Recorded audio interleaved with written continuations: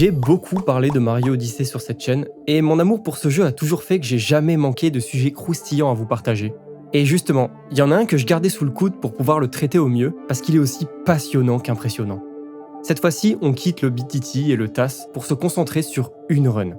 Un challenge que s'est lancé un joueur, et qui est sans doute le speedrun le plus difficile de Mario Odyssey, toutes catégories confondues. J'ai l'impression de dire ça en boucle, mais là, c'est indéniable.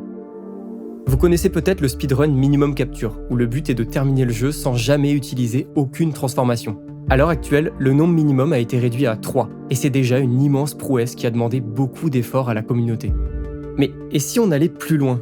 Et si au lieu de récolter seulement 124 lunes, soit le minimum pour terminer le jeu, on essayait de toutes les récupérer ? En tout cas, toutes celles qui sont possibles. Et vous allez voir qu'au fur et à mesure du temps, cette run n'a pas cessé de monter en difficulté avec l'ajout d'abominables stratégies à la limite du stupide.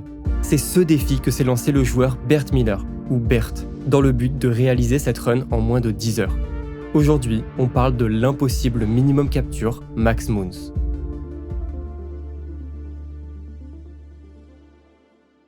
Ok, avant de rentrer dans le dur, je suis obligé de donner quelques précisions pour que tout le monde puisse bien suivre. Déjà, ce challenge se déroule en mode 2 joueurs. J'ai déjà une vidéo sur le sujet, je vous la mets en description. Cette run se réalise seule. Donc, un seul joueur contrôle indépendamment Mario et Cappy à l'aide de 2 manettes, dont l'une à ses pieds qu'il utilise avec ses orteils. Ouais, c'est déjà n'importe quoi. Ça demande une super bonne maîtrise du jeu. Comme je l'ai dit, on a quand même besoin de 3 captures pour finir le jeu. Le fil électrique pour quitter Cap Kingdom, le fil électrique pour rejoindre le dragon, et Bowser pour terminer le jeu. Aucune autre capture n'est autorisée, même dans la seconde moitié de la run après avoir terminé le jeu. Vous vous en doutez, toutes les lunes ne sont pas possibles sans capture. Certaines nécessitent une créature, comme celle avec le fantôme à chapeau ou la longue vue. D'autres, et c'est d'ailleurs la grande majorité, sont bloquées par l'impossibilité d'instaurer la paix dans le royaume. Ok, je m'explique. Par exemple, dans Sand Kingdom, on peut récolter assez facilement la première multilune sans capture. Le monde est alors plongé dans la nuit et on doit battre Knuckle-Tech pour supprimer la glace et rétablir la paix. Le problème, c'est que c'est impossible de tuer ce boss sans capturer ses points. Ça bloque à la fois le reste des lunes accessibles une fois la paix restaurée et les lunes du rocher lunaire qui s'activent uniquement après avoir terminé le jeu. On parle quand même d'une 40aine de lunes. Ce scénario s'applique malheureusement à pas mal d'autres mondes. On a besoin d'un oignon pour battre le boss dans Wooded, d'un flonflon pour finir la course dans Snow, et de la viande pour accéder à la multilune dans Luncheon. Mais on y reviendra. C'est donc sur le reste des lunes que les joueurs vont se concentrer, celles qui flottent dans les airs ou qui attendent sagement à la fin d'une zone. Retracer l'histoire du Minimum Capture Max Moons, ou MCMM, c'est pas une tâche facile. Tout se mélange entre les changements de version, les découvertes de glitch et l'évolution globale de la catégorie Minimum Capture qui a atteint 3 captures en mars 2020. Avant 2021, une telle run était à peine considérée. Des joueurs comme Elix Snake et Snowl avaient déjà tenté ce défi, mais rien de très sérieux. Le nombre maximum de lunes était assez incertain, mais tournait globalement autour de 500 lunes. Un nombre rond qui amena rapidement les joueurs à créer le challenge Minimum Capture Darker Side. Quand 500 lunes ont été collectées par le joueur, il débloque le côté très obscur de la lune, ou Darker Side, un niveau long et difficile pour un joueur débutant. Ce challenge s'est fait connaître en février 2021 avec la vidéo du youtubeur CJA, le premier à le réussir après 30 heures de run découpées sur plusieurs jours. Sa run va me permettre de vous introduire au MCMM, mais sachez que par rapport à ce dont on va parler plus tard, c'est de la rigolade niveau difficulté. Il y a bien sûr beaucoup de lunes qui sont récoltables sans capture, parce qu'elles sont à portée du joueur ou cachées derrière un simple mini-jeu. C'est pas de ces lunes dont on va parler, mais bien de celles qui semblent inaccessibles. Prenons cette lune par exemple. Vous savez que pour l'atteindre normalement, on doit ouvrir la fermeture éclair. Mais évidemment, on peut pas ici, ça requiert une capture. Alors, on va attraper un caillou et écraser cette plateforme avec Cappy pour le faire passer à travers le sol. Ensuite, il est possible de se déplacer précisément hors des limites du jeu pour atteindre la lune.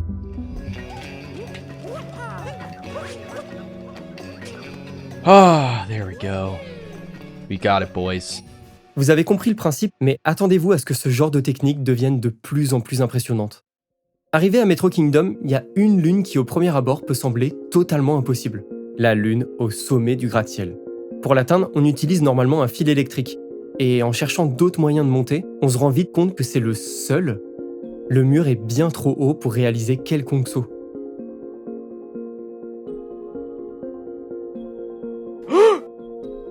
Oh! We got it! Come on! Wait, did I do it wrong? No, I got it! Let's go!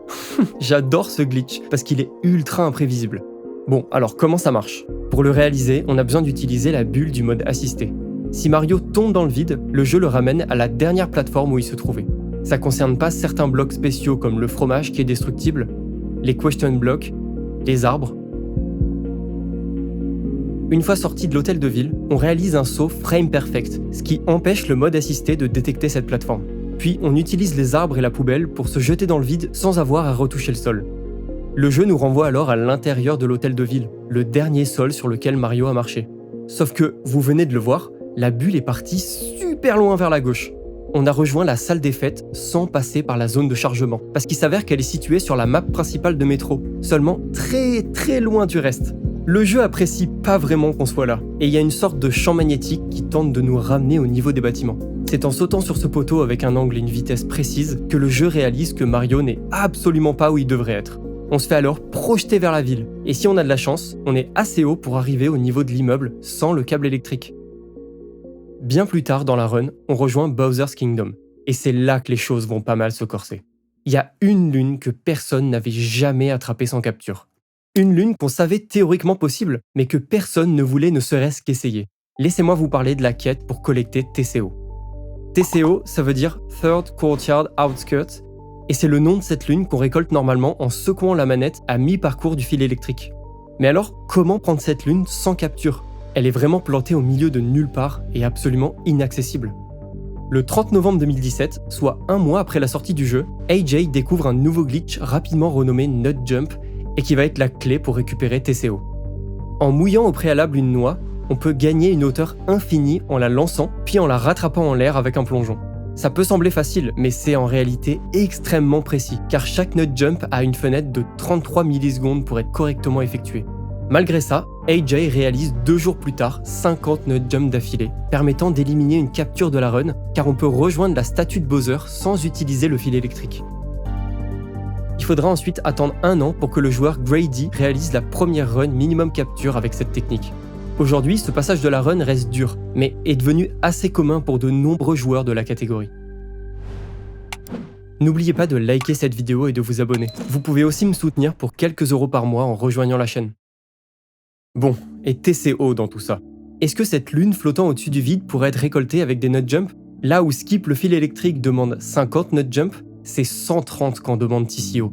Et croyez-moi, c'est une énorme différence. Réussir 130 fois un trick avec une fenêtre de 2 frames, le tout avec le stress et la fatigue de la run, c'est un défi que personne n'a envie de s'imposer. Personne, sauf un joueur. Et c'est le 20 février 2021 que CJ va marquer l'histoire du MCMM. Holy shit, is that enough? Is that enough? Oh my god! Oh my god! Oh my god! Oh my god! Come on! Come on! Oh my fucking god!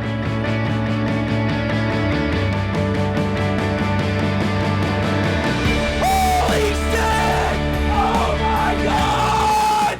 Avec TCO, CJ est le premier joueur à atteindre 500 lunes sans capture. Et encore aujourd'hui, ces 130 nut jump restent un passage très difficile de la run. Mais ces dernières années, de nouvelles techniques atrocement dures sont venues le détrôner. On va quitter la run de CJ et avancer de quelques mois. Vous vous souvenez tout à l'heure, j'ai parlé des lunes inaccessibles dues à l'impossibilité de ramener la paix dans le royaume.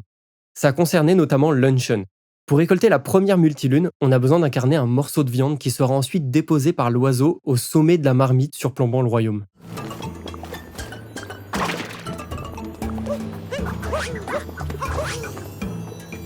Dès 2018, certains joueurs tentent de grimper la montagne pour atteindre cette multilune sans jamais toucher à la viande. D'où le nom Meat Skip qui sera donné à la technique. Skirkle met rapidement au point une stratégie appelée le Turnip Surf qui consiste à rebondir et jongler entre 2 navets pour éviter de glisser sur le flanc de la montagne.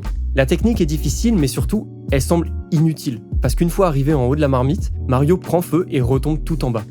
Pendant 3 ans, Meat Skip semble irréalisable.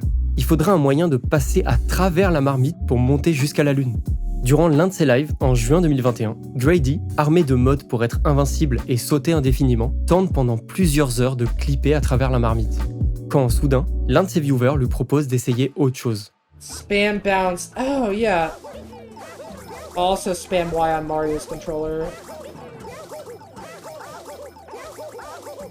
Oh my god, let's go! It fucking works! It fucking works, Pants, you're a fucking genius!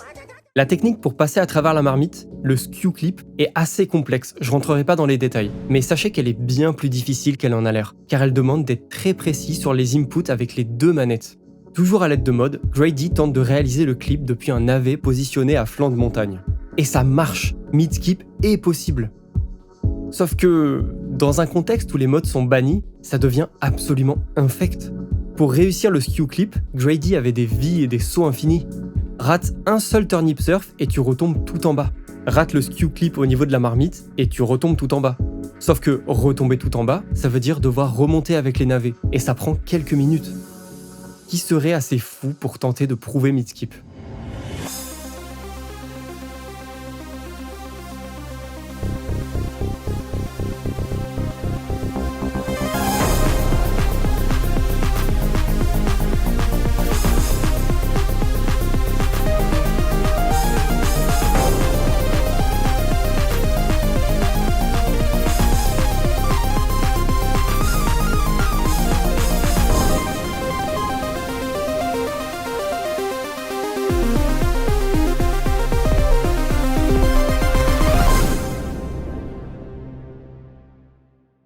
En août 2021, Red Slay prouve mid-skip de A à Z, permettant officiellement de collecter la multilune sans capture et de débloquer une dizaine d'autres lunes dans le royaume. MCMM bondit alors à 512 lunes, un nombre inimaginable quelques années auparavant. Par la suite, plusieurs autres joueurs réaliseront mid-skip, mais chaque réussite est un réel exploit qui demande des dizaines d'heures de tentatives. On pourrait penser qu'après une telle découverte, les joueurs s'accorderaient une pause. Mais seulement 4 mois plus tard, Skirkle revient avec une nouvelle technique, le damage clip, une vraie révolution pour le MCMM. En exécutant un backflip suivi d'un lancer de chapeau bien timé, on peut passer à travers n'importe quel mur si Mario prend des dégâts. C'est assez similaire au moon clip qui permet de passer à travers un mur à l'aide d'une lune. 2 jours après la découverte, cette technique permettra de récupérer la lune secrète dans la cheese room sans capturer un pan bro pour casser les blocs de fromage. Puis le lendemain, une seconde lune est prouvée. Et bordel, qu'est-ce qu'elle est difficile. Narrow Valley, c'est une zone dans laquelle on vole d'île en île à l'aide d'un Gushen. Vers la fin, on croise une longue section remplie de poison et on finit par tomber dans un puits de lumière vers la lune. Depuis longtemps, les joueurs pensaient être à 2 doigts de trouver une solution pour attraper cette lune sans capture. Tout le début de la zone avait déjà été prouvé comme faisable avec Mario, mais c'est le dernier bout avec le poison qui posait souci. On n'a aucun moyen, même avec le meilleur trick jump possible, de rejoindre l'autre côté. Par chance, la lune est située en contrebas dans une grande salle, donc si on avait un moyen de clipper à travers le mur, on pourrait sûrement l'atteindre en évitant le poison.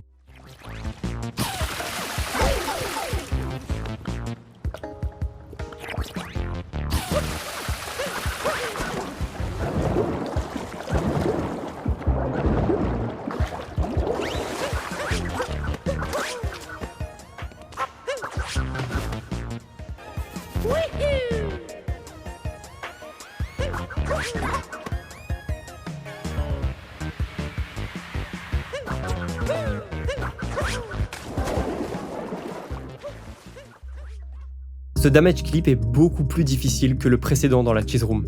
On doit être touché par le jet du Gushen avec un angle précis pour pouvoir passer à travers le mur sans tomber. Ensuite, il faut nager et soigneusement rester à moitié dans le mur pour faire le grand saut final. Et en plus de tout ça, il y a une kill zone invisible à peu près ici que le joueur doit éviter et ça rend le saut super précis.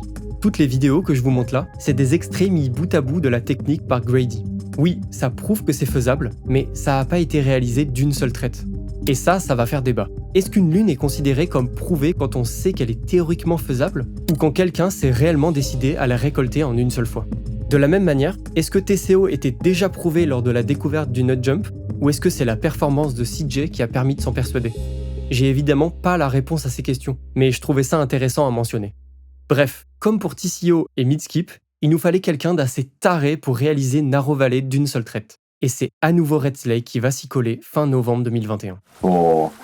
Dude, I fucking did it again. Oh my god.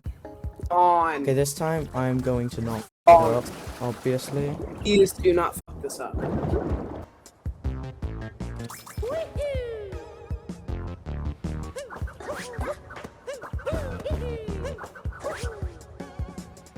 Holy shit. Holy shit. Holy shit! Holy shit. Oh my god.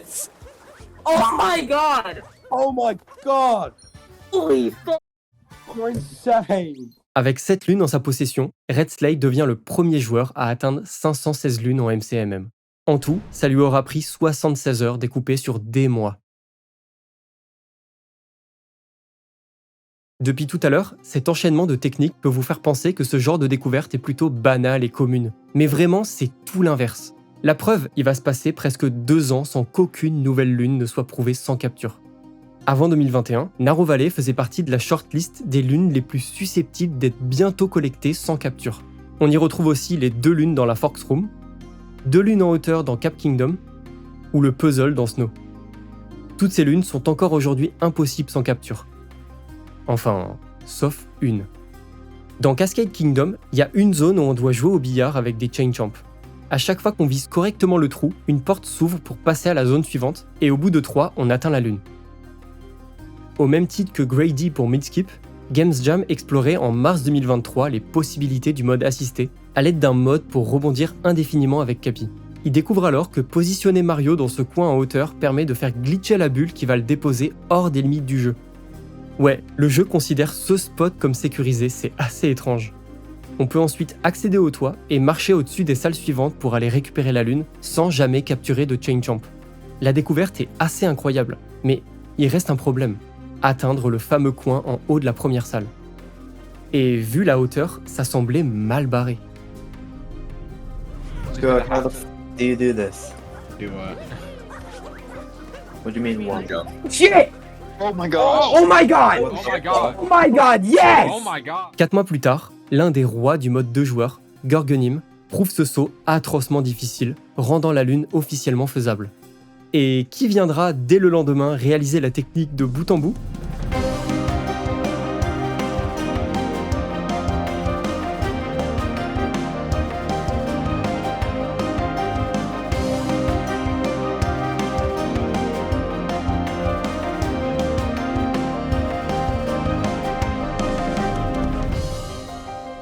Oh my fucking god, dude.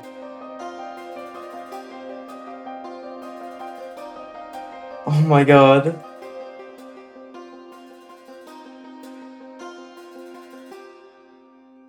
Let's fucking go, dude.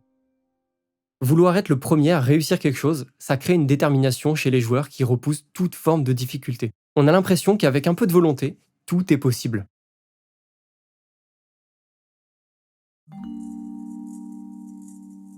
Nous voici en mars 2025. Le MCMM compte maintenant 523 lunes, car une nouvelle stratégie a permis d'accéder à une lune absolument inespérée. Mais avant d'en parler, j'aimerais insister sur le fait que les runs MCMM sont souvent étalés sur des jours, des semaines, voire des mois. Par exemple, Red Slay relançait sa sauvegarde à chaque nouvelle lune prouvée sans capture pour l'ajouter à sa collection, mais il repartait jamais à zéro. Chaque nouvelle découverte rend la run de plus en plus complexe. Personne en 2025 ne s'était encore motivé à commencer une nouvelle partie et collecter d'une traite les 523 lunes. Personne à part un joueur. Des 4 malades qui ont récolté ces 523 lunes, il est à ce jour le seul à l'avoir fait en une seule fois. Je l'ai mentionné en intro et c'est maintenant qu'on en parle, voici Bert Miller. Bert a commencé à s'intéresser au MCMM à partir de décembre 2023. Sa première run lui a pris plus de 60 heures à l'époque où le nombre de lunes était de 519. Quand le nombre est passé à 521 en août 2024, il fut le premier à finir le challenge. Et enfin, c'est le 17 avril 2025 qu'il va accomplir ce que personne n'aurait pu imaginer. Une run MCMM à 523 lunes en moins de 10 heures. Certain 3, 2, 1.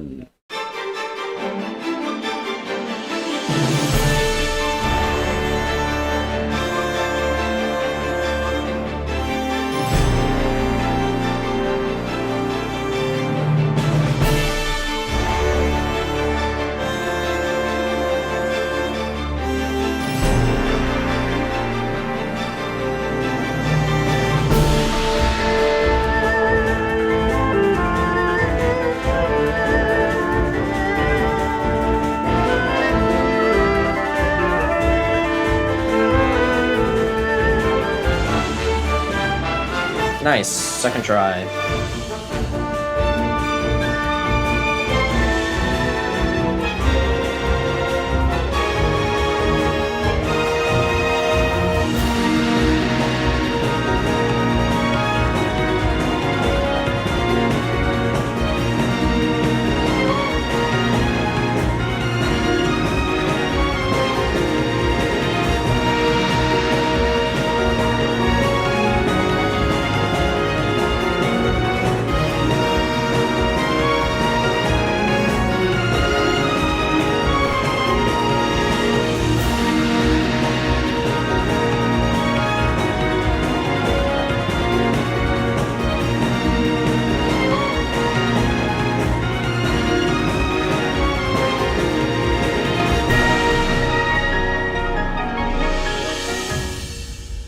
Bon, il reste une récente technique dont je vous ai pas encore parlé.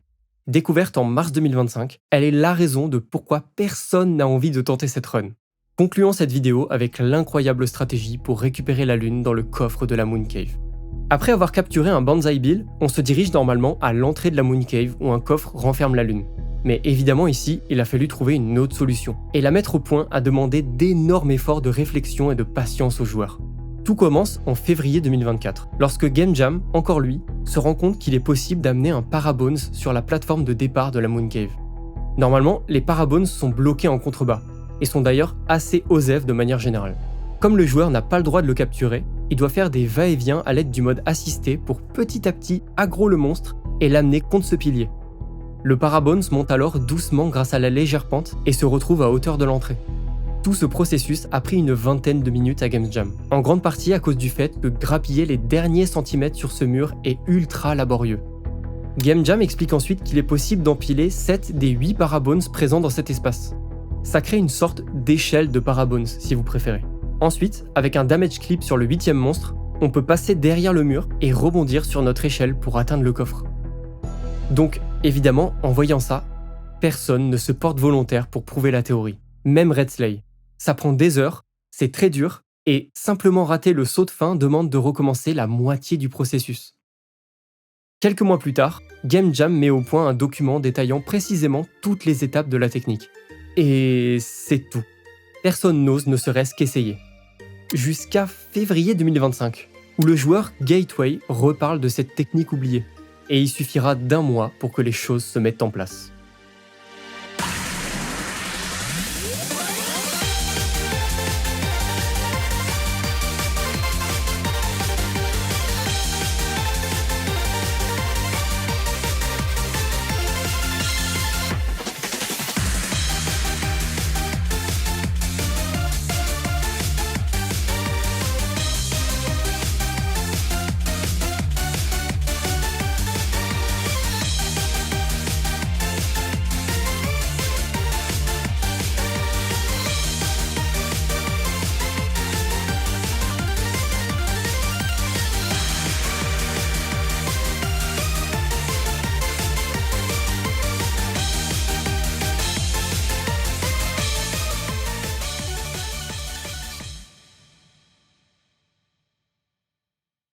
Après plus de 2 heures d'efforts, Gurgunim prouve cette lune sans capture et devient le premier à amasser les 523 lunes du MCMM, même si ça n'a pas été fait d'une traite.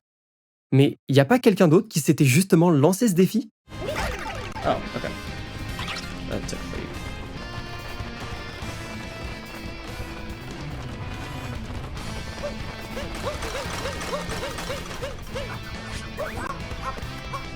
Oh my gosh. Okay. Let's not throw.